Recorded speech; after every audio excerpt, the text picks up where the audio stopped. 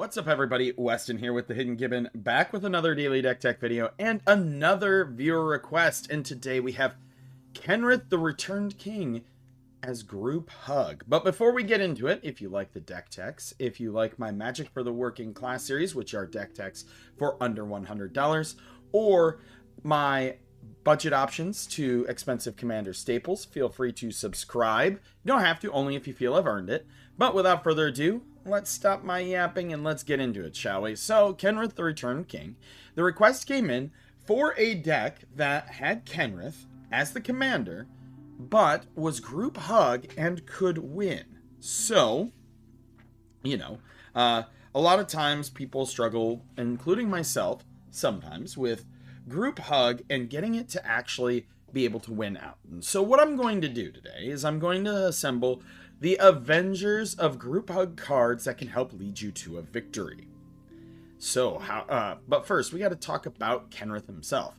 He's a 5/5 for 4 generic and 1 white, and he is Wooburg Soup down here. Saying, tap a red, all creatures gain trample and haste until end of turn. A generic and a blue or a green, put a 1/1 counter on target creature. 2 and a white, target player gains 5 life. 3 and a blue, target player draws a card. 4 and a black, put target creature card from a graveyard onto the battlefield under its owner's control. He is used from low all the way up to very, very high power because he lets you have Wooburg on a mono white creature body. Doesn't require that many pips to activate those abilities. And yeah, so who are our supporting cast for today? We have ourselves Alexios, Deimos of Cosmos. Yes, he has been showing up in a lot of my deck techs lately, but I cannot tell you enough how much I love this card and how little people seem to work together to stop him. So he's a 4/4 for 4 with trample, and Alexios attacks each combat if able and can't be sacrificed, and can't attack its owner, so you don't have to worry about him coming to beat you to death. And at the beginning of each player's upkeep, that player gains control of Alexios, untaps it, puts a 1/1 counter on it, and it gains haste until end of turn. Now, if people worked together, when an opponent attacks another opponent, and that opponent blocks, say, with a 1/1 token, the attacking opponent could have all of the trample damage assigned to the 1/1 token. But, it's like the prisoner's dilemma. It's game theory. People don't do that at all, because then they're afraid that somebody's going to smack them back. And so they smack someone, and thus becoming a self-fulfilling prophecy. I love this card. I love it so much. It has won me quite a few games. Next, we have Braids, Conjurer Adept, originally from Planar Chaos, which was a set where they took cards that we knew and understood and then flipped them into the what if scenario. And this is a 2/2 for 4, and at the beginning of each player's upkeep, that player may put an artifact, creature, or land card from their hand onto the battlefield. This is, the polar opposite of Braids Cabal Minion, who makes you sacrifice everything. We have ourselves Deadpool trading card. So as Deadpool enters, you may exchange his text box with another creature's, and at the beginning of your upkeep, you lose 3 life. And then pay 3, sacrifice this creature, each other player draws a card. So what you do is, say somebody has something busted. You play this, and as he enters, by the way, this gets around Shroud and Hexproof and Ward because it doesn't say target. Yeah, I know. And so they'll get this text box and say they have themselves a, we're going to say Esper Sentinel, right? So then you get the Esper Sentinel on a 5/3 body, and they get the pay 3 life at the beginning, or lose 3 life at the beginning of their upkeep, or pay 3 to make everybody else draw a card. Deadpool's fun. Everybody hates him. He's a high salty card, but I love him. We have Glunch, the Bestower. He's a 0/5 for 3, flying, and in the beginning of your end step. Oh, also, before I have straight up killed a Nekuzar player by Deadpooling their Nekuzar. That's what they get. Flying, and at the beginning of your end step, choose a player. They put 2 1/1 counters on a creature they control. Choose a second player to draw a card, then choose a third player to create 2 treasures. So, this kind of helps everybody out at the table. Guafa, Hazid Profiteer. You pay Azorius to put a bribe counter on target creature you don't control. Its controller draws a card. Look at that. You're giving them cards, friends. And creatures with bribery counters on them cannot attack or block. Joined Researchers is just a spell that can be prepared if somebody has more cards in hand than you do. And then the prepared spell is Secret Rendezvous. Quain, one of my favorite cards in Magic. Each player may draw a card, and then each player who drew a card this way gains 1 life. He's very small and unassuming, but will help you get into your big busted things. We have Kaineos and Tiro of Melitus. Please let me know if I mispronounced that. They are a 2/8 for red, green, white, and blue. At the beginning of your end step, draw a card. Each player may put a land card from his or her hand onto the battlefield. Then each opponent who didn't draws a card. Pretty nice. We have ourselves Miss Bumbleflower. Vigilance, whenever you cast a spell, target opponent draws a card. Put a 1/1 counter on target creature. It gains flying until end of turn. If this is the second time this ability has resolved this turn, you draw 2 cards. Then we have Nekazar. So I have combined Group Slug and Group Hug in here. I have brought like the Avengers and like a giant pile of enemies together for a common goal here. And at the beginning of each player's draw step, that player draws an additional card. And whenever an opponent draws a card, Nekazar deals 1 damage to that player. We have Rocco, Street Chef. At the beginning of each end step, each player, as I was saying, Rocco. At the beginning of your end step, each player exiles the top card of their library. Until your next end step, each player may play the card they exiled this way. And whenever a player plays a land from exile or casts a spell from exile, you put a 1/1 counter on target creature you control and create a food. A lot of these are going to be based around the fact that we are group hugging, but we are going to be hugging ourselves more than others. We have Sylphala, Explorer Return, 2/4/4/3, and she has Parlay. Each player reveals the top card of their library. For each non-land card revealed this way, add a green and you gain 1 life. And then each player draws a card. Pretty good. We have Socrates, Athenian Teacher. Defender in Socrates has hexproof as long as he's untapped. And until end of turn, target creature gains. If this creature would deal combat damage to a player, prevent that damage, this creature's controller and that player each draw half that many cards rounded down.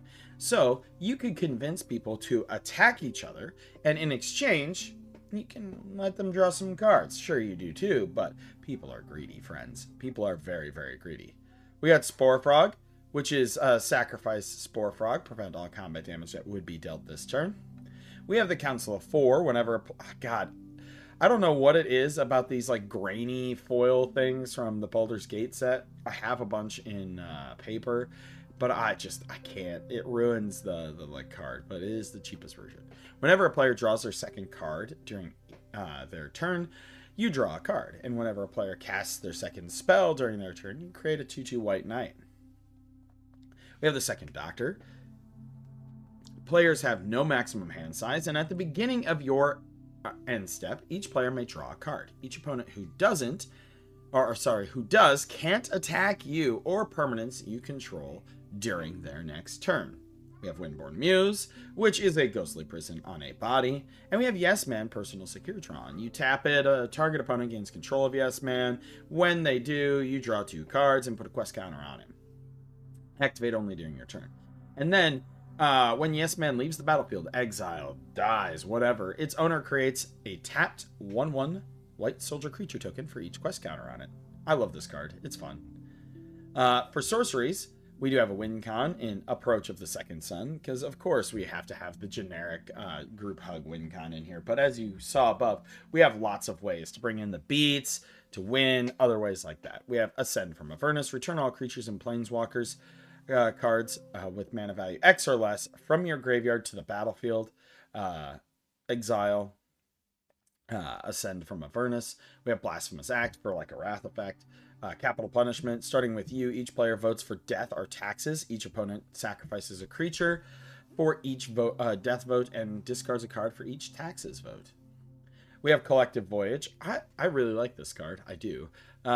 Join forces. Starting with you, each player may pay any amount of mana. Each player searches their library for up to X basic land cards, where X is the total amount of mana paid this way. Put them onto the battlefield tapped, then shuffles.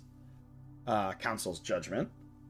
Think of this as like super ramp. I have seen this go nuts in a spell table deck because an opponent was playing it and expects a lot of people to not play any basics, but I myself play a ton, and I mean a ton of basics in a lot of my decks. So, you know. We have Council's Judgment. Will the Council, starting with you, each player votes for a non-land permanent you don't control. Exile each permanent with the most votes or tied for the most votes. Disrupt Decorum and Taunt from the Ramparts are in here to goad all of the opponent's stuff. We have Feed the Swarm to pop a creature or enchantment. Insurrection, a classic win con. Untap all creatures, gain control of them until end of turn. They gain haste until end of turn. So this is in here because we are advancing people's game states quite a bit with all of this group hug. Let them build it up and then use it against them. Prisoner's Dilemma, each opponent secretly chooses Silence or Snitch. Then the choices are revealed. If each opponent chose Silence, Prisoner's Dilemma deals 4 damage to each of them. If each opponent chose Snitch, it deals 8 damage. Otherwise, Prisoner's Dilemma deals 12 damage to each opponent who chose Silence. And it also has Flashback. Sadistic Shell Game, starting with you. The next opponent in turn order, starting with the next opponent in turn order, each player chooses a creature you don't control. Destroy the chosen creatures. As you can see, this is like a very force your opponents against each other style group hug deck, right? It's like the come here, buddy, and then making them all punch each other. Secret Rendezvous in here. Show and Tell. Got to be careful with this depending on what your opponent is playing, but each player may put an artifact, creature, enchantment, or land card from their hand onto the battlefield. Fun fact for you, you put them in face down and then flip them face up. Other fun fact for you, in a Legacy tournament, I had a judge called on me because I did not put my Emrakul of the Aeons Torn down face down, and the guy across from me was really butthurt that all he had was a Progenitus, and he played the show and tell on his turn, and he called the judge trying to get me DQ'd for putting the card in face up. The judge, of course, stated the following: if he wants to give you the information at what he's doing, that's on him. And then I proceeded to absolutely whoop him 6 ways from Sunday with an Annihilator 6 creature. We have Tempt with Discovery. Tempting Offer. Search your library for a land card and put it onto the battlefield. Each opponent may search your library for a land card and put it onto the battlefield. For each opponent who searches their library this way, search your library for a land card and put it onto the battlefield. Notice it doesn't say tapped. Or basic land. Then each player who searches their library this way shuffles. Our instants, we got Beast Within. We got Fog. We got Chaos Warp and Overkill for some removal. Path to Exile, Swords to Plowshares. Terminate, Withering Torment, pops an enchantment or creature. And we have Ink Shield, so we have our 2 fog effects. And Ink Shield also can be a win con. If somebody swings at you with a shit ton of creatures, you make a shit ton of 2/1 Black Inkling creature tokens and win the day there. Artifacts. We have Arcane Signet. We have Chromatic Lantern. You may spend mana as though mana of any color. It adds 5. Draw a card for each color among permanents you control. Coveted Jewel. This thing, when it enters, you draw 3 cards. Whenever a creature attacks you and isn't blocked, they gain control of it and draw 3 cards. Crawl Space and Ensnaring Bridge to prevent people from super attacking you. Elixir of Immortality. Gain 5 life and shuffle your graveyard in. Midnight Clock. You can shuffle your graveyard in as well. Once it hits the old stroke of midnight, and then draw 7 cards. It resets you. Swiftfoot Boots for protection. Gate to Aether. At the beginning of each player's upkeep, that player reveals the top card of his or her library. If it's an artifact, creature, an enchantment, or land, the player may put it into play. We have Soul Ring in here. Swiftfoot Boots, like I said, for protection. Wedding Ring. Oh my god. They really need to put a text, like a blank text box, like a regular Magic card on these arts. I get it. They're trying to showcase the original arts on these, but they are not good. Artifact. And whenever an artifact enters, if it was cast, a target opponent creates a copy of it. Whenever that opponent An opponent who controls an artifact named Wedding Ring draws a card during their turn. You draw a card. Whenever an opponent who controls an artifact named Wedding Ring gains life, you gain life. We also have Panoptic Mirror in here because we have a whole bunch of stuff that's really good. Now, this card is expensive monetarily, but it is coming down because it isn't seeing a lot of use. But it pays for 5, and then you pay X, which is X is the converted mana cost of whatever you're imprinting. In the beginning of your upkeep, you may copy the an imprinted instant or sorcery card and pay the copy without paying its mana cost. So, top dollar things that you want to put in here, or put on it, if you will. Council's Judgment is good. Approach the Second Sun can win you the game. I personally like putting Disrupt Decorum or Taunt from the Ramparts on it. Prisoner's Dilemma. See a lot of these things, right? Prisoner's Dilemma. Yeah, a lot of these are super good.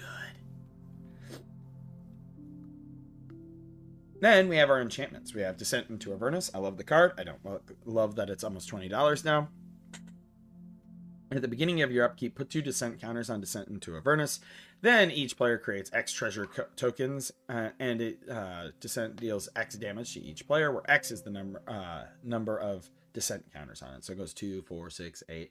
It will chunk everyone very quickly. Extravagant Replication. I love this card, and there's lots of things to copy with it. So, at the beginning of your upkeep, create a token that's a copy of another target non-land permanent you control. We have Ghostly Prison, we have Propaganda, we have Sphere of Safety.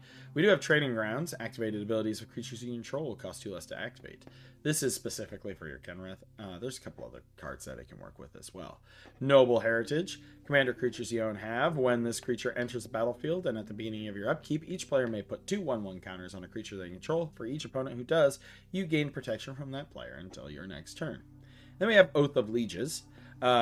During each player's upkeep, if that player controls fewer lands than target opponent, the player may search his or her library for a basic land card and put that into play.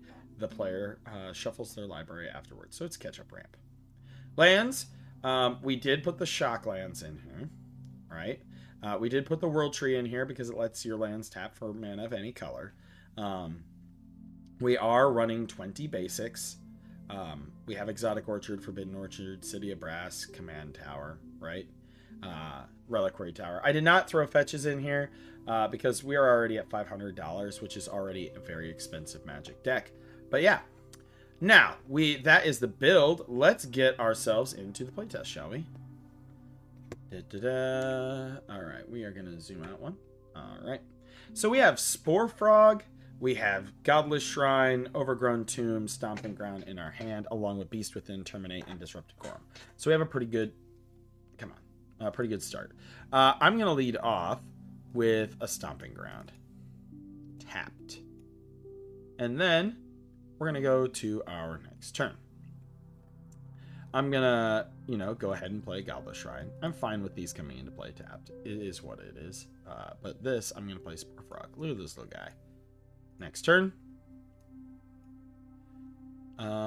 Let's go ahead and we will actually eat 2 to put this in there because we have Chaos Warp and Terminate for removal of Beast Within. Wow. I'm very confused. Moxfield's feeling kind today and giving me every shock land right off the bat. Friends, this does not normally happen. We're going to play Tempt with Discovery. So I'm going to get 1, and we're going to say 2 of our 3 opponents choose to as well. So I will get 3 total lands. So I'm going to view my library. I am going to grab Temple Garden. I am going to grab a World Tree. And, I'm going to grab a Command Tower, wherever it may be. There it is. Last card in the deck. Shuffle. All right, so this is going to come in. These come into play tapped. We have 6 lands, so now everything taps for every color. Our next turn, we have this. We're going to go ahead and play our Overgrown Tomb for 2. And we are going to play Wedding Ring. 1, 2, 3, 4. So we have that there. And we still have 4 mana available. And I am just going to make sure that people can't beat me down. So I'm going to disrupt a core. I'm goading all creatures I don't control. On my next turn, we have a whole bunch of lands available to us.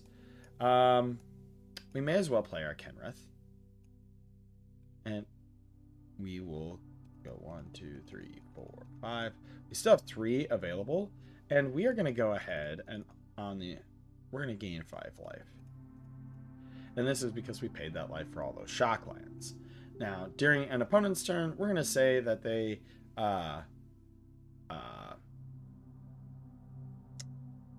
going to let me draw, and then we're going to let me draw again. And they're going to say they drew 1 more. So, there we go. They're really being generous. We draw, we play the swamp. I'm going to play a soul ring. We're going to play the boots. We're going to put the boots on Kenrith. Ghostly Prison. Like that. And we still have mana up for removal. Next turn, Ascend from Avernus. But you kind of get the gist. We'll do one more opening hand, kind of see what we have to start with. So we have Island, Mountain, and Plains. Not bad at all. Some initial starting stuff. Draw another mountain, and you kind of see we go through. We have colors in here. Not hitting quite the Wooburg, but you'll see. My daughter loves playing with the tokens that I gave her, and she wanted to tell me that she had them. It was adorable, friends. My daughter is the best thing. She is the light of my life. So, I'm just going to tell y'all that's the deck. Those were some opening hands, you know. Try it out for yourself. Test it on Moxfield. Tweak it how you want. Let me know what you think in the comments down below. If you want to see your commander made into a deck tech, drop that in the comments down below.